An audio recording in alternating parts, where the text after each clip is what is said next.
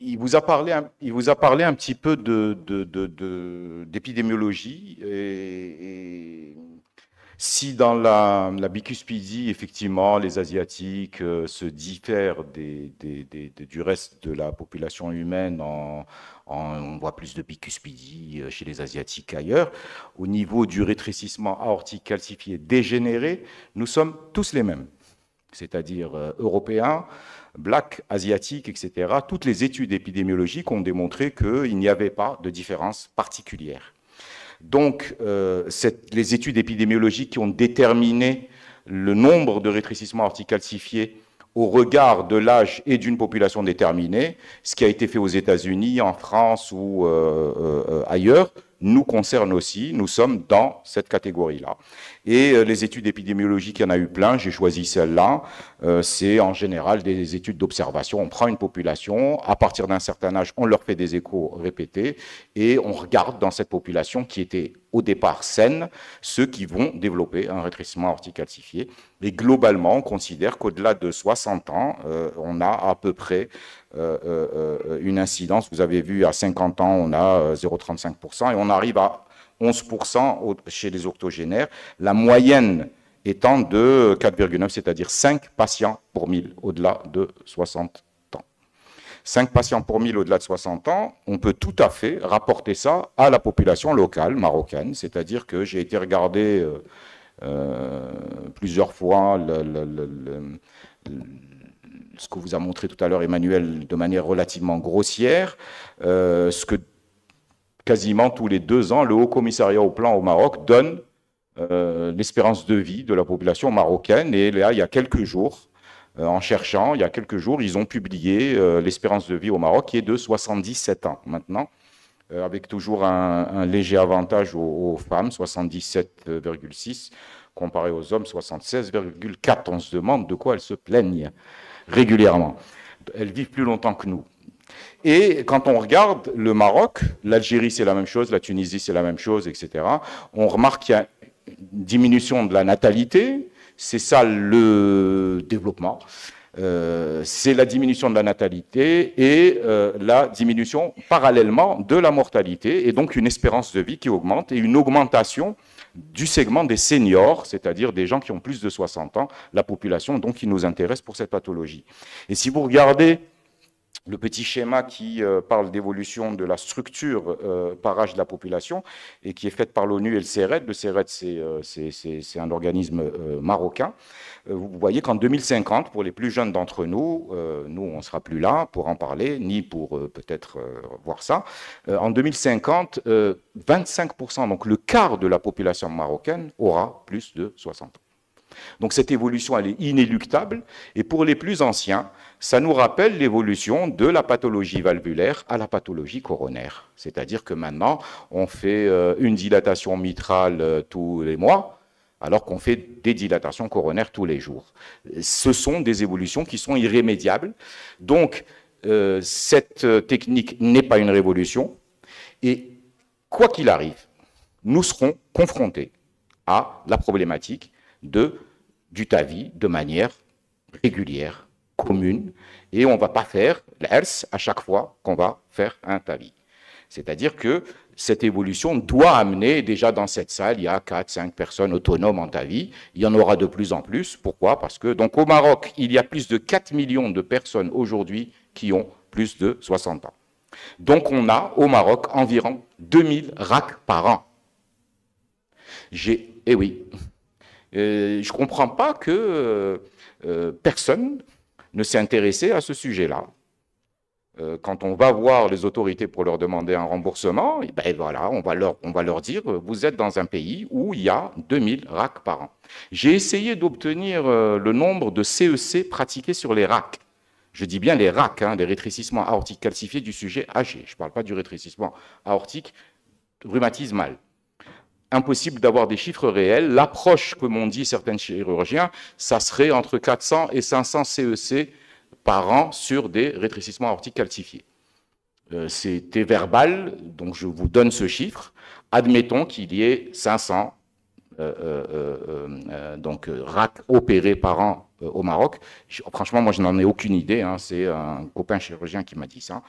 Il reste donc 1500 racks serrés sur le carreau, avec 50% de mortalité tous les 2 ans. Faites votre calcul. On est dans un réel, en cardiologie, donc c'est un véritable problème de santé publique. Voilà, c'est-à-dire que le nombre de personnes qui décèdent faute de traitements qui existent d'un rétrécissement aortique calcifié au Maroc, en Algérie, en Tunisie, là, est énorme. Donc la problématique n'est pas de dire je fais du TAVI. La problématique, ça date de 20 ans. Hein. Emmanuel m'a rappelé les souvenirs. C'était en 2005-2006 que la Borde venait à Mont-d'Or nous montrer sa valve, puisque c'est lui qui l'a créée, et que ça a commencé. Donc il n'y a rien de nouveau. La seule question qu'il faut se poser, c'est comment implanter cette technique de manière sûre et durable. Pourquoi? Parce que c'est une problématique de santé publique. Et tout médecin digne de ce nom devrait se poser cette question et non pas la question de dire oui, je fais du TAVI ou j'en fais pas, etc. Tout à l'heure, Emmanuel vous a montré les courbes en France. Ben, ça, c'est les courbes aux États-Unis dès 2019, avec des chiffres beaucoup plus colossaux, 16 000 valves en France, quasiment 80 000 aux États-Unis. Les courbes chirurgie et TAVI se sont croisées en 2018. C'est-à-dire qu'il y a déjà donc, 5 ans, il se faisait plus de TAVI que de chirurgie. Quand on parle de bioprothèse, et que la réflexion, maintenant, c'est à partir du moment où on propose une bioprothèse à un patient, c'est le TAVI qui est la voie naturelle de traitement, sachant qu'il s'agit d'une pathologie qui atteint les gens âgés, et que donc, par définition, on propose beaucoup plus de bioprothèses aux gens âgés que de valves mécaniques, donc cette problématique va se poser un jour. Tout à l'heure, vous aviez parlé avec Emmanuel de, oui, le TAVI. Alors, maintenant, effectivement, les questions qu'on se pose, alors je ne vous parle pas des indications, on en a déjà parlé, c'est par quoi commencer? Est-ce qu'on commence par la chirurgie, pour ensuite mettre un TAVI dans la valve chirurgicale, ou est-ce qu'on commence par un TAVI, sachant qu'on peut mettre un TAVI dans un TAVI? Donc, on est dans des réflexions maintenant de programmation, c'est-à-dire qu'on va dire à un patient, on te fait un TAVI, tu as à peine 60 ans, si tu es d'accord, enfin, s'il est demandeur, on lui fait un TAVI. Alors, la manière de mettre le TAVI doit intégrer le fait que le patient va recevoir probablement un second TAVI derrière. C'est de là que les techniques d'alignement commissural, etc., dont on parlait tout à l'heure pour l'accès au coronaire, ont aussi un intérêt pour l'accès au coronaire secondaire quand on mettra un deuxième TAVI. Le choix de la valve de départ va aussi déterminer la possibilité de mettre une deuxième valve plus facilement ou avec complexité. Donc, notre réflexion doit dépasser le choix entre TAVI et chirurgie. Elle doit même intégrer la technique de déploiement de nos valves chez les patients les plus jeunes. Donc, c'est ici, 20 ans après, on est dans une technique qui est au début d'implantation. Le nombre de valves par centre est vraiment réduit, et ça, c'est un véritable problème parce que c'est comme le coiffeur, hein, plus il coiffe de gens et plus il va avoir la main. C'est des métiers manuels qui n'ont rien d'extraordinaire. Plus on en fait, plus on est performant. Moins on en fait, moins on est performant. Il y a un élément majeur et déterminant dans ce qu'on fait, c'est sa programmation, et c'est l'imagerie, c'est le scanner. Et là aussi, on a encore beaucoup à faire, puisqu'il n'y a pas de coopération réelle entre nous, les cardiologues interventionnels, et les imageurs, et que malheureusement, à ce jour, on est encore dépendant de l'Occident et des laboratoires, puisqu'on fait lire nos scanners par des laboratoires, des corps labs étrangers, qui nous donnent des rapports, où parfois ils se trompent, un mois. Et donc, il faut qu'on ait à disposition, il faut qu'on mette la pression sur les industriels pour qu'ils nous mettent à disposition le fameux Trimin-CO. Il faut qu'on se forme au Trimin-CO. Et il faut qu'il y ait une réelle coopération entre les radiologues et les cardiologues interventionnels pour pouvoir programmer, avoir une imagerie correcte qui va nous permettre de faire un geste tout à fait adapté. C'est comme un couturier. Si on ne prend pas bien nos mesures, eh bien, le costume, comme disait Fernand Reynaud, un aussi beau costume sur un mec aussi mal foutu, ça ne marchera pas. Les problèmes de remboursement, on y viendra. Le consensus sur les indications. Pourquoi on doit avoir un consensus sur les indications? Parce que ce que vient de nous dire Emmanuel, c'est dans un monde idéal. On parle d'une bioprothèse et donc on va sur le TAVI. Malheureusement, nous ne vivons pas dans un monde idéal. Et donc, comment implanter la technique de façon sûre et durable? Voilà un peu l'historique. J'ai gratté, j'ai gratté, j'ai gratté, et j'ai réussi à savoir que la première implantation, c'est en... Ben, il y a l'électricité à nouveau. Je crois que c'était en 2012 ou 2013, je ne sais pas, je pense que vous voyez mieux que moi. Moi, j'ai la vue qui baisse. Bref, une unité, 2 unités, 3 unités, petit à petit. Donc, et pour arriver à des chiffres, alors les chiffres que je vous donne, c'est les chiffres de l'industrie, c'est-à-dire du nombre de valves qui ont été vendues. Et ils ne sont peut-être pas exacts à 1 ou 2 unités près, mais ils nous donnent une tendance. Et la tendance, elle n'est pas extraordinaire, puisque ça, c'est 2022, 82 ou 84 valves implantées dans le pays. 2023, ben on monte un petit peu, hein, et donc on a une progression très très lente de l'activité. On a de plus en plus de demandes de prise en charge, hein. Moi, je dois en avoir une quinzaine qui sont refusées. Sans compter tous les malades qui, dès qu'ils vous disent « moi j'ai la CNSS », bon, on ne discute même pas, parce que la CNSS ne rembourse pas le TAVI. Je ne sais pas si c'est mes pieds ou... plus de refus des organismes payeurs. Alors, je vais vous montrer un cas tout à l'heure où on va pouvoir bien rigoler d'un refus de CNOPS pour un TAVI. L'absence de consensus sur les prix, puisque on va y venir, les valves coûtent beaucoup plus cher dans un pays pas riche que dans un pays riche, ce qui est quand même assez paradoxal. Et l'absence de recommandations sur la formation. Autant on a exigé des DU pour les coronaires, autant on ne sait pas très bien. Pourtant, il y a des gens qui sont formés au TAVI qui le font, mais il va falloir un jour éclaircir les choses et dire, voilà, les critères de formation pour pouvoir... Alors là, par contre, il faut reconnaître que l'industrie fait un effort, c'est-à-dire que les distributeurs d'ici, vous voulez aller en Inde apprendre à implanter une valve, ils vous emmènent en Inde, vous voulez aller en Espagne, ils vous emmènent, vous voulez aller en Turquie, ils vous emmènent en Turquie pour apprendre à implanter une valve. Par contre, discuter des prix avec eux est très très complexe. Il semblerait que, bah, d'abord, il semblerait que les prix TVA, j'ai vérifié, bah, il n'y a pas de TVA, hein, mais elle est que de 7%. Il semblerait qu'il y ait des droits de douane. Alors, il y a une espèce d'opacité comme ça où on a du mal à savoir exactement. Pourtant, c'est pas compliqué. Prendre un industriel et lui dire, tu achètes ta valve chez Medtronic, chez Edwards, chez Abbott, chez machin, tu l'achètes combien? D'accord, donne-moi le prix. Ensuite, tu payes quoi comme droit ici? Et tu as le prix de revient. Et quelle est ta marge? Ben ça, c'est des chiffres que j'ai cherché à avoir, je ne les ai pas. Hein. En 2024, on est toujours sur la même dynamique, hein, c'est-à-dire une progression très très lente. Hein. Le TAVI, c'est vraiment la tortue. Il y a 97, bon, une centaine de valves qui ont été implantées l'an dernier. 2023, pardon. Et 2024, on est sur le même parcours, puisqu'il y a une vingtaine de valves qui sont implantées. On est au mois 4, fin 4, 5, donc on est rien d'extraordinaire. C'est la même dynamique. Alors, apparemment, la CNOPS, qui est l'une des rares qui rembourse, ben, va disparaître d'ici la fin de l'année. Il va être absorbé par la CNSS. En sachant que la CNSS ne rembourse pas le TAVI, ben, peut-être qu'on ne fera plus de TAVI qu'aux gens qui ont beaucoup d'argent, puisque ça ne sera pas remboursé. Il y a des discussions en cours, la CNSS, avec, j'ai vu tout à l'heure, M. Belhaj, qui nous en avait parlé à Marrakech. Il y a Naji aussi qui participe, les syndicats qui participent à ça. On verra ce que ça va donner. Moi, je pars du principe que tant qu'on n'a pas donné, et on va y venir, des datas, tant qu'on n'a pas des choses sérieuses à montrer aux payeurs, ben, ça va être des discussions de café, quoi. Autre chose, il faut aussi regarder la réalité telle qu'elle est. Hein. Je vous ai mis le budget de la santé du Maroc en 2022. Hein. C'est une erreur de ma part. 19,5 milliards, c'est des chiffres publics hein, que j'ai pris dans les...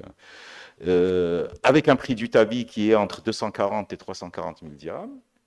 Et un budget en France de 114 milliards d'euros. Donc on est multiplié par à peu près 72 ou 73.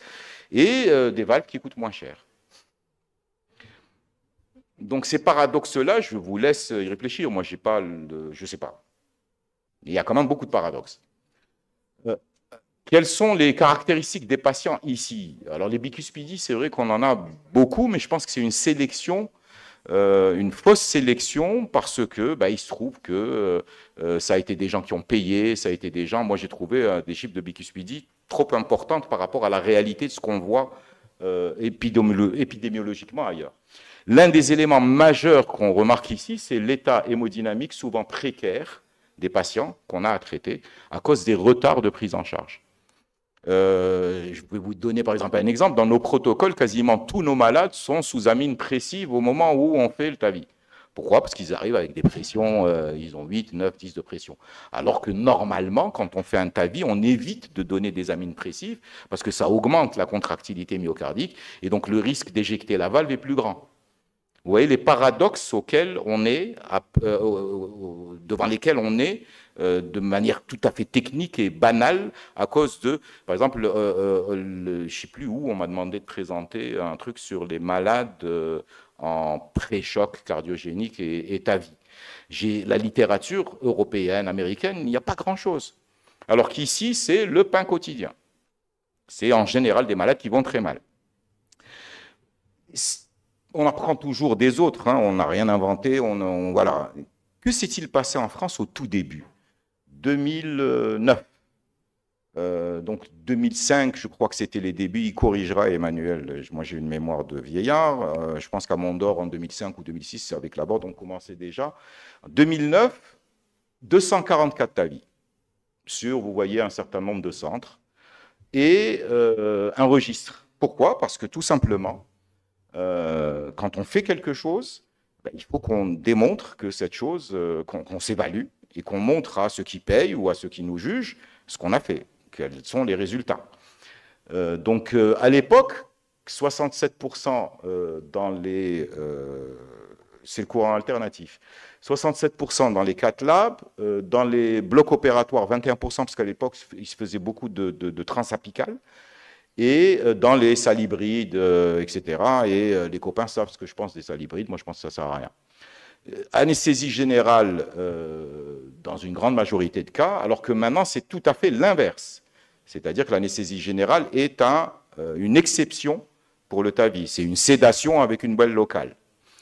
À l'époque, c'était plus de 75% de fémoral. Maintenant, on est à 99% de fémoral, 98%. Nous, on a eu un cas où vraiment on n'a pas réussi à passer par la fémorale, on a essayé de dilater, etc. avec le chirurgien vasculaire. On a fini par passer par carotide. Alors, implantation réussie dans 98% des cas. On peut même dire 100% des cas, parce qu'une implantation réussie ne veut pas dire que le malade n'est pas mort. C'est que la valve est en place. Qu'est-ce qu'il y avait comme élément d'échec? C'était essentiellement les embolisations et les occlusions coronaires. C'est les échecs majeurs. Il faut y rajouter maintenant les AVC. Est-ce que le BAV est considéré chez un octogénaire comme un élément déterminant du pronostic ou pas? C'est vrai que les études démontrent que ceux qui ont un PM ont une survie moins bonne que ceux qui n'ont pas d'eux. Mais la réalité, c'est que la mortalité à 1 mois, même si on a 98% de réussite, elle est de 12,7% à cette époque-là.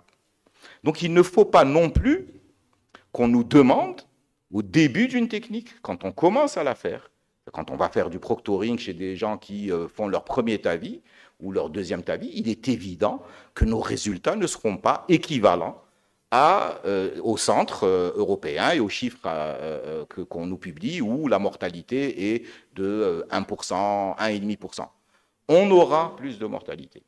Ce n'est pas une raison pour enterrer là. Il faut être là aussi logique et considérer que quand on apprend et que dans certains centres, on fait 2, 3, 4, 5 TAVI quand on a de la chance en 2 ans, 3 ans, il est évident qu'on aura plus d'accidents. Quand on apprend, on a plus d'accidents et ça peut être...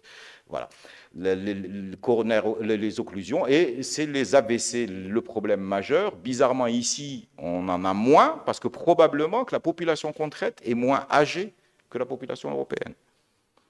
Plus tard, donc en 2020, c'est De Haro qui a publié ça dans Circulation, c'est les chiffres de maintenant, c'est les chiffres que je vous ai donnés, c'est-à-dire une mortalité de moins de 1,5%, le taux d'AVC aux alentours de 1,5% aussi, voilà.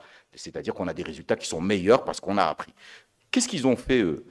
Tout simplement, la Société française de cardiologie, avec sa filiale hémodynamique qui s'appelait le GACI, ils se sont assis à une table, le GACI, et ils ont discuté. Mais c'est les gens de la profession qui ont discuté, c'est-à-dire ils ont été dire, voilà, nous, voilà ce qu'on fait, on vous demande de nous payer ça. Les autres en retour, ils leur ont dit, OK, on va payer ça, mais nous voulons vos résultats.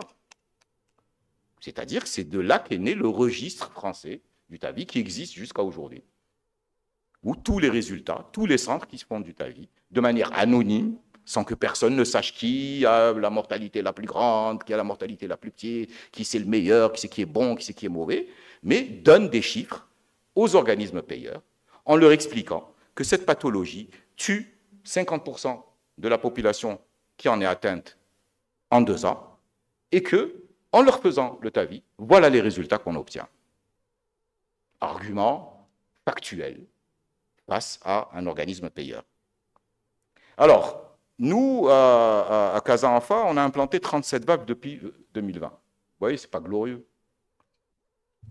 Âge moyen 77 ans, 30% de bicuspidie.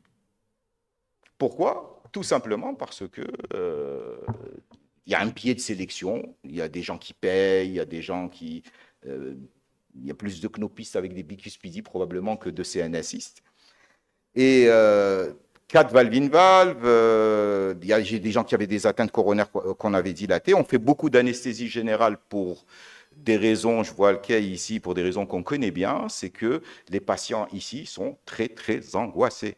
Et qu'un patient qui bouge au moment du largage d'une valve, etc., c'est pas la même approche, c'est tellement considéré comme un geste énorme que vous voyez 5 fois la famille, ils viennent à 20, etc. Donc il y a une espèce d'anxiété ambiante qui fait que le patient n'est pas détendu, qu'il n'est pas facile.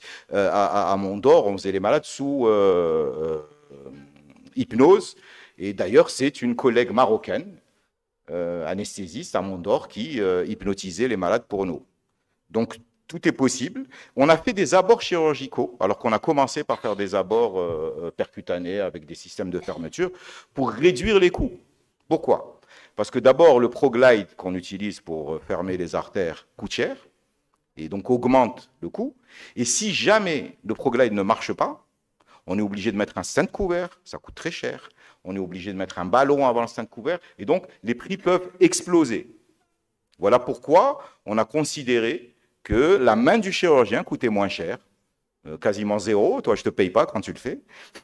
Et donc du coup, voilà, c'est avec l'assurance qu'on a une hémostase faite chirurgicalement derrière, et qu'il n'y a pas de souci, il n'y a pas de reprise, il n'y a pas, etc. On n'a pas eu de décès procéduraux, on a eu un décès de follow-up actualisé, mais qui était de non cardiovasculaire, 3 PM, 2 BBG. Sur les 3 PM, 2 avaient déjà des blocs incomplets droit, donc ils étaient déjà avertis. Une tamponnade liée à une plaie d'UVG, c'est un très très mauvais souvenir, ça, et Emmanuel était avec moi. Et comme d'habitude, c'est le parent d'un cardiologue. Et qu'on avait, grâce à Amine à l'époque, avec de la colle, etc., je me rappelle lui luxer le cœur pendant qu'il mettait de la colle sur le VG. On a réussi à sortir le malade d'affaire. Il est toujours vivant. 2 fuites aortiques modérées et une rupture fémorale qui a été traitée par un stent couvert, etc., etc. La durée moyenne du séjour est environ de 4 jours. Donc il s'agit d'un travail d'équipe, cardiologue, chirurgien, radiologue, personnel paramédical, parce que c'est, par exemple, vous avez un centre, enfin vous avez des centres, moi qui me déplace un peu, vous avez des centres, on ne fait plus d'angiographie ventriculaire gauche, on ne fait plus ça, quasiment pas. Et donc il y a des centres où l'injecteur, il est dans un box derrière la salle de cathé, il n'a pas été utilisé depuis 2 ans. Et vous arrivez, vous voulez avoir des injections immédiates pendant que vous stimulez à 180, etc., etc. Donc, on ne peut pas improviser ça, c'est une programmation.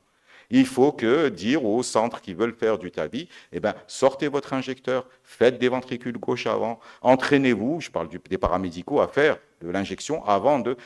C'est ces petits détails, et le diable, vous savez où il se cache, en général dans ces petits détails, c'est ces petits détails qui font que... Autre exemple, on se focalise sur le scanner, sur le TAVI, etc., etc., et on oublie le malade. J'ai souvenir d'une perforation d'un VD sur une sonde, parce qu'on ne savait pas, enfin on ne savait pas, oui, l'information n'a pas été donnée qu'il avait fait un infarctus inférieur.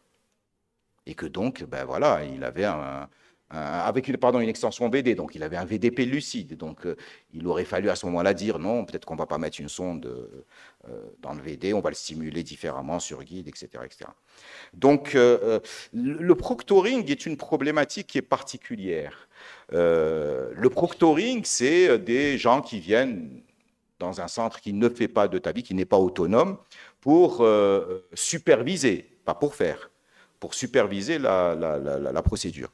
Alors, vous imaginez les problèmes d'ego, les problèmes de qui fait quoi et qui pousse et qui tire, etc. etc.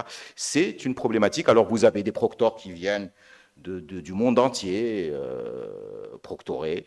Vous avez des gens qui voient ça comme... L'apprentissage, c'est fait par le proctoring. On s'est tous fait proctorer. Emmanuel le premier. Par la board. Il en fait maintenant des centaines. J'ai été séjourné chez Didier Tchétché, 1000 TAVI cette année, ils ont fait à Toulouse. 1000 TAVI dans une seule structure.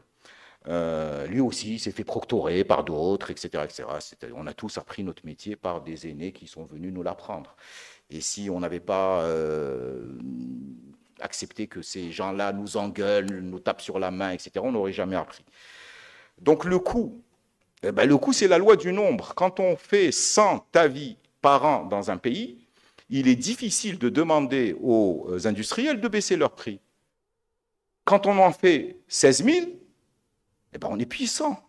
Quand vous allez acheter 5 voitures dans une concession pour votre entreprise, ou là, quand vous allez en tant que particulier, eh ben, vous n'aurez pas les mêmes prix. Donc il est clair que c'est difficile. Mais le coût global, moi, me chiffonne encore. Hein. J'ai encore du mal à accepter ce gap qui est trop important. Peut-être que dans les démarches qu'on peut faire, eh ben, les autorités, moi, je pense que demander à ce qu'il n'y ait pas de droit douanier sur une valve, moi, je ne vois pas ça comme une insulte. Parce qu'un douanier, lui aussi, peut avoir un jour un problème. Donc, c'est des arguments qui peuvent être écoutés. On peut baisser, aider les industriels à baisser le prix de revient, à condition qu'il y ait une transparence dans le prix, c'est-à-dire qu'on sache. Et il faudrait aussi que les industriels, moi je les avais conviés à venir ce soir, j'en vois aucun, il faut aussi que les industriels acceptent de travailler quasiment à perte pendant un certain temps. C'est ce que font les industriels ailleurs. C'est-à-dire que pour aider cette technique, eh ben, on ne fait pas de bénéfices, mais un jour, en démarrant cette technique, eh ben, on va gagner beaucoup d'argent. Ça, c'est difficile à faire entendre. Alors l'imagerie, j'y reviens parce que c'est vraiment un problème majeur. Moi, j'ai régulièrement, et je pense que vous tous, hein, Jacques Ami, Moad, etc.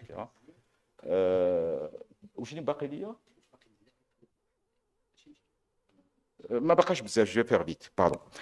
Il me rappelle à l'ordre. Il faut absolument que nos scanners soient de meilleure qualité. Alors, ils ont des raisons aussi, hein, les radiologues, pour que leurs scanners soient de mauvaise qualité. Par exemple, on n'a pas de bêta-bloqueur injectable. Ailleurs, quand un malade est un peu rapide, ou là, il a des extrasystoles, ou là, ben, il lui injecte un bêta-bloquant, il lui fait son scanner et il part. Il n'y a pas. Donc, vous voyez qu'il y a des petits détails qui expliquent aussi, il n'y a pas que le fait que nos radiologues soient moins bons qu'ailleurs. Il y a aussi le manque de... Alors, par contre, notre responsabilité, et ça, on est tous responsables, c'est qu'on a une absence totale de data, puisque je suis obligé de demander aux industriels combien de valves ont été implantées, et que personne ne vous donne ces datas, qu'il y a eu un fantasme de la SMC de faire un registre il y a 2 ans, on s'était réunis, et que depuis, il n'y a rien. Donc c'est le fameux projet de registre de la SMC. Je ne sais pas s'il y a un membre de la Société marocaine de cardio. Je renouvelle l'appel, faites un registre. Et un projet de consensus sur les indications pour les raisons dont je parlais. On n'a pas le même budget. On ne peut pas faire la même chose pour l'instant qu'ailleurs. Donc si on se mettait d'accord avec les payeurs et on leur dit, nous, bon, on ne va pas faire du bas risque. On ne va pas faire du risque intermédiaire. On va faire du haut risque et de la contre-indication chirurgicale. Mais laissez-nous au moins ça. Laissez-nous au moins faire ça. Voilà un exemple de malade qui a eu un mal fou à avoir sa prise en charge. 72 ans, Regardez le calcaire sur le scanner. Regardez l'aorte de l'autre côté. Une aorte porcelaine, un truc intouchable par n'importe quel chirurgien. C'est impossible. Il y a un chirurgien ici, tu opérerais ça, toi, Amine? L'aorte, elle est là-bas. On est d'accord? Regardez l'aorte. Et ça, on nous disait pas de contre-indication à la chirurgie parce qu'il a 72 ans et que dans les recommandations, c'est 75 ans. Il est où le bon sens? Ça, c'est une aorte. Moi-même, je crois que je vous ai montré, je vais montrer le ballon. Je vous jure que j'ai serré les fesses quand on a gonflé le ballon. Parce que j'avais peur que ça explose. Alhamdoulilah, comme on dit chez nous. Et une question piège. Regardez, vous avez les deux courbes superposées, celle de l'aorte et du VG. Il n'y a pas de gradient, hein, on est d'accord. Donc, résultat sur le plan de la surface fonctionnelle, très bon. Mais vous avez vu la diastolique aortique? Alors, je vois Jacques Amifer. Et tu vois, regarde l'angio. Il n'y a pas une IA majeure. C'est quoi l'explication? C'est absolument, c'est la perte totale d'élasticité de tout le système artériel. Donc, vous avez des diastoliques qui sont effondrées sans pour autant qu'il y ait de fuite aortique. Parce que nous, quand on largue une valve, une des premières choses qu'on voit, c'est la diastolique, pour voir si on a une fuite aortique ou pas. Autre élément, c'est, vous voyez en bas, je pense que vous n'arriverez pas à le lire, ça c'est pour l'imagerie. Toujours, on nous dit scanner de piètre qualité, scanner de piètre qualité, scanner de piètre qualité. Et enfin, pour rigoler sur le remboursement, on va finir sur une note comique quand même, parce que bon, pas grave, un jour on va y arriver, et je suis sûr que si dans 10 ans vous vous réunissez ici, les plus jeunes, vous présenterez je le souhaite, des centaines et des centaines de cas de ta vie. Ça, c'est une bioprothèse dégénérée, avec une insuffisance aortique très importante, chez un malade qui évidemment avait un tout petit gradient, parce qu'il avait un bas débit, il était plein jusque-là d'eau, il était en insuffisance cardiaque majeure. Et le refus de la CNOPS que j'ai eu 3 fois, c'était le gradient il est bas, c'est pas serré. J'ai envoyé le film, ce n'est pas un RAC, c'est une fuite aortique sur une bioprothèse dégénérée, et ça rejoint ce que disait tout à l'heure Emmanuel, ça marche hyper bien, c'est miraculeux. Une fois qu'on largue la valve, regardez. Quasiment plus de fuite aortique, une récupération. C'est quelque chose qui transforme la vie des gens. Je ne parle pas que de ça. Le TAVI transforme la vie des gens. Tous les malades qu'on a implantés ont eu leur vie transformée. Donc pour vous, les cardiologues, sachez-le, ça transforme la vie des gens et ça évite que la moitié de la population qui a un RAC ne décède à 2 ans. Voilà, je crois que j'ai tout dit. Merci.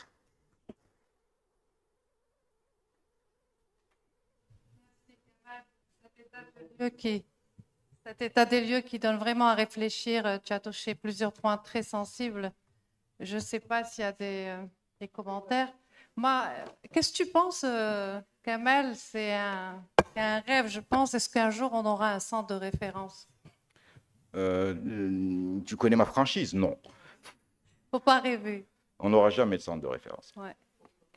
Parce que les enjeux, ils sont financiers et que vous savez tous très bien que voilà, c'est impossible.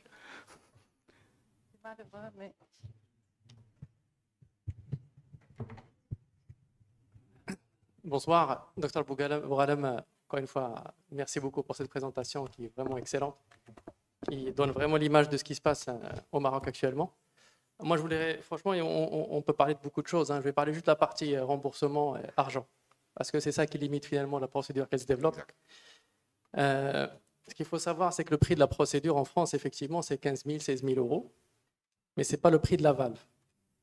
La valve qu'on pose au TAVI, c'est des valves stentless que les chirurgiens peuvent poser dans certains cas.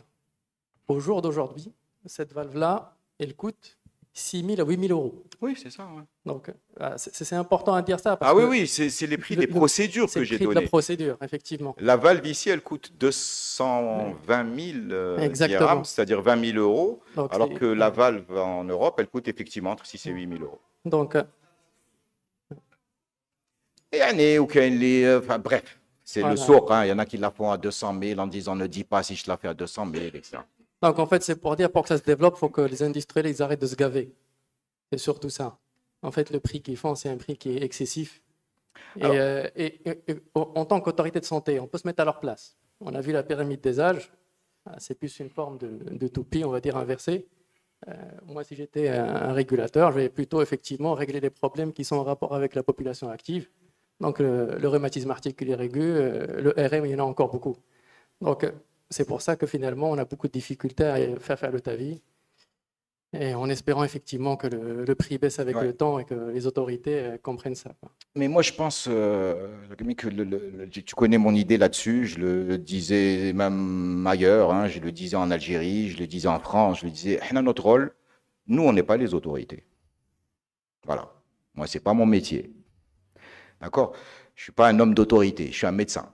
Notre rôle, c'est de les tanner, de ne pas les lâcher, de les emmerder, de leur demander. Leur rôle, c'est de réguler. Par contre, si on veut les tanner, si on veut les embêter, si on veut leur demander vraiment, il faut qu'on leur donne des preuves, il faut qu'on soit sérieux. Les preuves, ils les ont, mais ils ne veulent pas. Cela dit, si seulement ils pouvaient respecter les indications actuelles, parce que comme vous l'avez dit, en fait, ils ne refusent pas les indications qui sont limites, hein. Mais même les patients au-delà de 75 ans, la CNOPS, hein, je parle de la CNOPS, hein, ils ne donnent pas. On ne demande même pas des patients de 75 ans, on demande des patients qui sont... si au moins on pouvait faire cela, c'est-à-dire à très haut risque chirurgical, voire contre-indiqué par la chirurgie, puisqu'on fait signer les chirurgiens quand on envoie notre demande, etc. Si déjà on pouvait se tirer cela d'affaire, ça serait déjà un grand pas en avant. Les 75 ans, je pense que c'est encore, tu vois, mais si au moins, voilà, c'est ça, c'est là notre rôle. Notre rôle, c'est de nous mettre d'accord sur... On a vu les budgets, on comprend ce que tu as dit est tout à fait valable. Un pays comme le Maroc, l'Algérie, la Tunisie, on doit mettre beaucoup plus d'argent dans la prévention que effectivement dans le traitement d'octogénaires ou etc. On est tout à fait d'accord, on comprend ça. Donc on peut nous réduire nos ambitions. Mais encore faudrait-il qu'on les réduise de manière réfléchie, qu'on discute entre nous, qu'on décide ce qui nous semble nous approprié, et qu'on le demande clairement, et que ce soit clair pour nos patients. Parce qu'il n'y a rien de pire que de dire à un patient, voilà la technique qui existe, on peut te la faire, et que tu le vois, la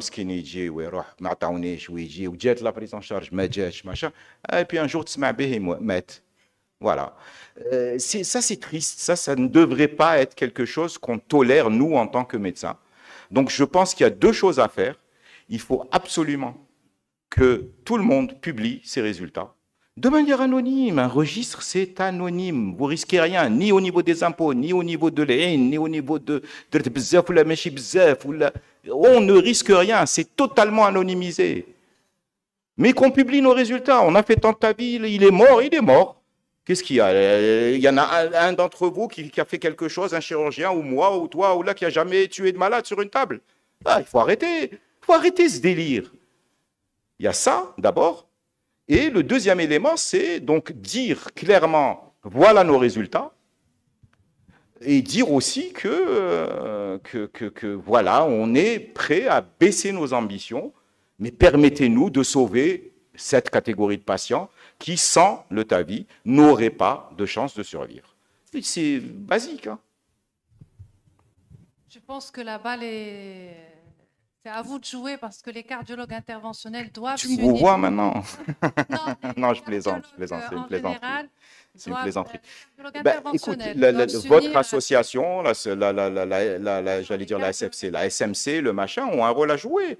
À quoi ça sert d'être une entité si on n'est pas le porte-parole des gens qu'on est censé représenter?